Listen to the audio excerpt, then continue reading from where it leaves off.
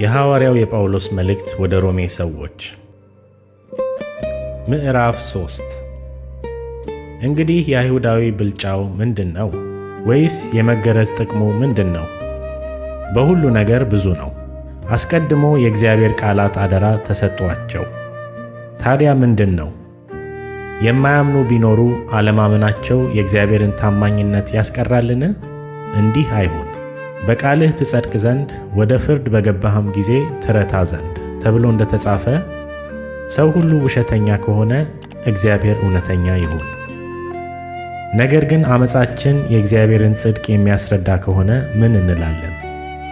ቁጣን የሚያመጣ እግዚአብሔር ዓመፀኛ ነውን? እንደ ሰው ልማድ እላለሁ። እንዲህ አይሁን።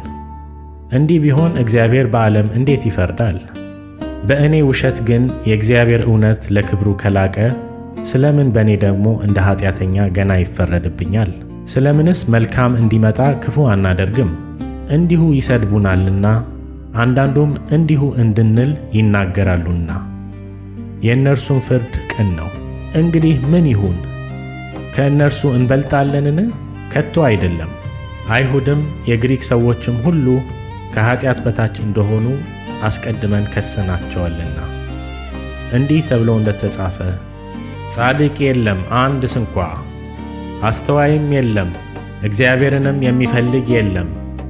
ሁሉ ተሳስተዋል፣ በአንድነትም የማይጠቅሙ ሆነዋል።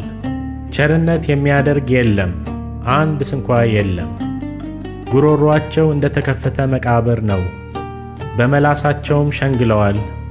የእባብ መርዝ ከከንፈሮቻቸው በታች አለ፣ አፋቸውም እርግማንና መራርነት ሞልቶበታል። እግሮቻቸው ደምን ለማፍሰስ ፈጣኖች ናቸው፣ ጥፋትና ጉስቁልና በመንገዳቸው ይገኛል። የሰላምንም መንገድ አያውቁም። በዓይኖቻቸው ፊት እግዚአብሔርን መፍራት የለም። አፍም ሁሉ ይዘጋ ዘንድ ዓለምም ሁሉ ከእግዚአብሔር ፍርድ በታች ይሆን ዘንድ ሕግ የሚናገረው ሁሉ ከሕግ በታች ላሉት እንዲናገር እናውቃለን። ይህም የሕግን ሥራ በመሥራት ሥጋ የለበሰ ሁሉ በእርሱ ፊት ስለማይጸድቅ ነው፣ ኀጢአት በሕግ ይታወቃልና። አሁን ግን በሕግና በነቢያት የተመሰከረለት የእግዚአብሔር ጽድቅ ያለ ሕግ ተገልጦአል። እርሱም ለሚያምኑ ሁሉ የሆነ በኢየሱስ ክርስቶስ በማመን የሚገኘው የእግዚአብሔር ጽድቅ ነው።